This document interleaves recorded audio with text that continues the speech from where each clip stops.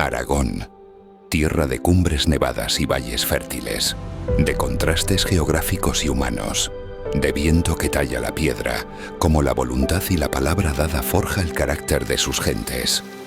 Aragón, tierra de fueros y de libertad conquistada con determinación, de leyes que brotaban del pacto, de hombres que hablaban alto porque sabían que eran libres, de monarcas sometidos al poder de la palabra.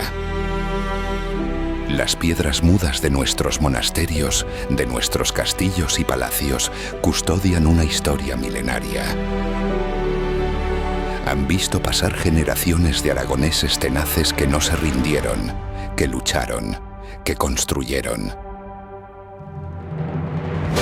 Heredé de mi padre un pequeño reino, apenas un puñado de aldeas aisladas en la montaña, y el encargo de ampliar sus fronteras. De Roma regresé convencido de los valores de la unión, la lealtad y el pacto, con el convencimiento de llevar a cabo la misión de difundirlos. Pronto comprendí que solo podría llevarla a cabo con una espada en una mano y un candil de luz en la otra, para iluminar las tinieblas. Esa llama encendida en el crepúsculo de la Edad Media, en lo más hondo del Pirineo, se convirtió en antorcha que iluminó las tierras de la Corona de Aragón, desde las altas montañas, pasando por la llanura, la ribera del Ebro, la estepa y por nuestro mar, el Mediterráneo. Un fuego que no solo prendió el ardor de nuestras gentes, sino que dio luz. Luz de arte, de cultura, de derecho, de nobleza, de unión.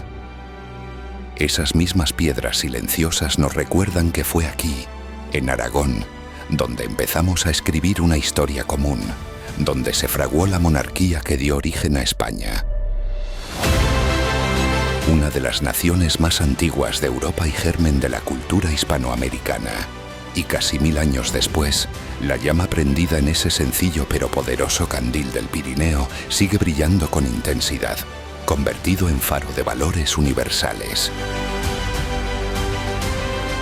Un resplandor que ha de alumbrar los caminos del mundo de mañana, en el convencimiento de que la lealtad, la generosidad, la unión y el respeto a las leyes y a los acuerdos es el mejor modo de encarar los retos del futuro.